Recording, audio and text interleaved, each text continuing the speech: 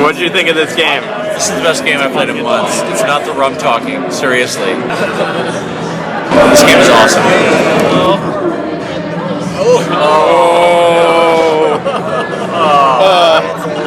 I picked the wrong. Best flipping pirate simulator board game I've ever played.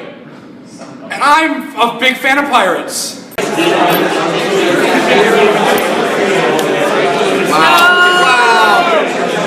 I definitely play it again. It was fantastic.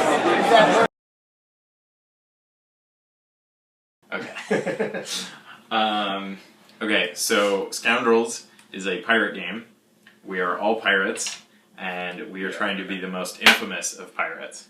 You will gain infamy by pillaging, by shooting each other, by stealing treasure from each other, and then burying. Whoever has the most infamy at the end of the game wins.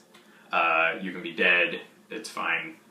You still, if you have more infamy points than anyone else, you win. Infamy is measured in tokens and treasure cards. So treasure cards are worth varying amounts of infamy, and a token is each worth 1. Okay. You gain tokens by pillaging ports or shooting each other, and you gain treasure cards by pillaging ports. However, when you have a treasure card, other people can steal it from you. That is the basic premise of the game. You can also win tokens by completing quests, such as steal and bury a treasure chest. So the first person to do that gets 3 infamy tokens. So there'll be a few quests on the board at any one time, and there will be a stack of treasure that we go through.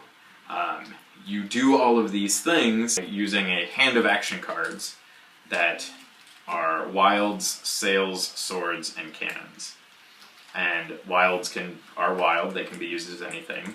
Swords allow you to board ships or pillage ports, sails allow you to move, and cannons allow you to shoot or pillage ports. The game is played in rounds. Every person can do as many things as they would like with the cards you have in your hand. Everyone has a hand of 8 of these cards. The twist of the game is that you only get new cards after everyone has gone. So we all go and then we draw back up. You get a card if you're attacked by someone else, but otherwise, if you're the first person to go in a round, you probably don't want to spend all your cards, because then you leave yourself open. In this version of the game, since we only have 4 players, you can also fold the map over. We can have as many X's and ports as we have players. So I'm actually going to make it interesting by folding it this way, so we'll have kind of a long map. And now there's 1 X per player and 1 port per player. Okay. You can pillage any port. The world wraps, so you can move from here to there. You also get 2 free move points every round. Movement is non-diagonal, so you can only move in straight lines. You can only act on something in the same space as you, except for shooting. You can shoot something in a surrounding space or the same space. Okay. Diagonals, you can shoot out of diagonals? Yes, you can shoot here, you can shoot here. Okay. Everyone gets 4 health tokens, so we can start dealing that out. Whenever someone successfully shoots you, you lose a health token. An example situation, I will take sail points to move here. I will pillage the port for a bunch of cards. So I will spend these cards to try and pillage the port. To pillage, you have to beat the top 3 cards from the action deck. So just whatever they are, you have to beat the number. So 6 versus 6. 5. 7. 7. Okay. So I barely win. If it's a tie, it's a push.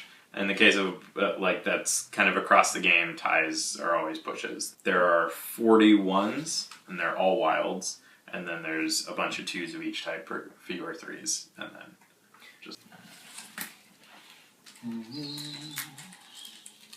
The way battles go, Brendan has a doubloon card. It's face up, everyone gets to see it. It's open knowledge. I'm going to come steal his doubloon card. I'm going to board him with swords. I'm boarding you, Brendan, for 4 sword cards. If you're not at a full hand, you'd get to draw a single card. You then choose your defense type. In a battle, you either concede and he just hands me the doubloon card, takes his free action card and just hands it over, or he can say, I'm in the battle. And you choose a card type and you can play as many of that card type as you want to defend or attack someone. You could put down a single 1 of swords and pretend that it was a 4 of swords. Yeah, Right. so you could put down the 1 card, Right. and then they're like, well, shit, I don't know what I want to do. But they know that it's only going to be a 1, 2, 3, or 4.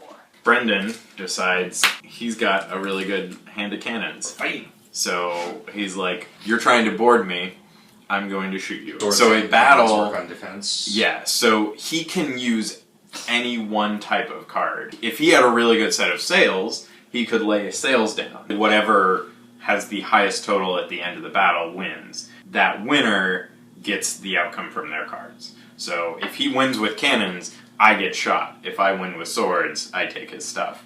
He could also play swords, and if I had treasure, he would take mine. So the idea of a battle is not that, like, I'm the attacker and he's just trying to hold on. It's I'm starting a fight. That and either of you can win. Right. The value of the cards determines the winner. Yeah. The type of the card played determines the outcome. But now the way a battle goes is that we each pick one of the opponent's cards and flip it. So the attacker's all in. In a battle, the attacker commits to all of their cards going away. The defender can then say, do I think I'm going to win this or not? And if they don't think they're going to win, they take the loss, but keep the remaining cards that are unflipped. Okay. So that's kind of the strategic value that occurs in the battle. So right now, I'm going to flip another one. But I would have had the choice at that point to withdraw if I wanted.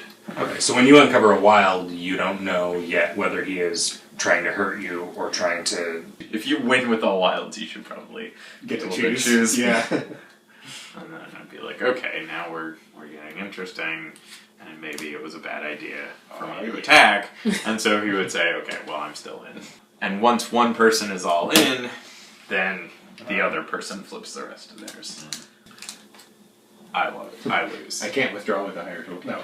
Okay, and you lose, and he's playing cannons, so you lose a hit point? I lose 1 health, and he would gain a token. You always gain an infamy token From the bank. from the public when you shoot someone. Oh, but you gain one of his if he's got more infamy than you. Correct. Okay. So that's essentially how the game goes. Pillaging the forts, you beat the top 3.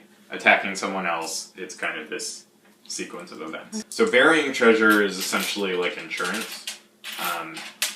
You can bury at an X by spending as many action cards as your treasure is worth. To bury doubloons, I would go to this X and discard 1 card to bury it.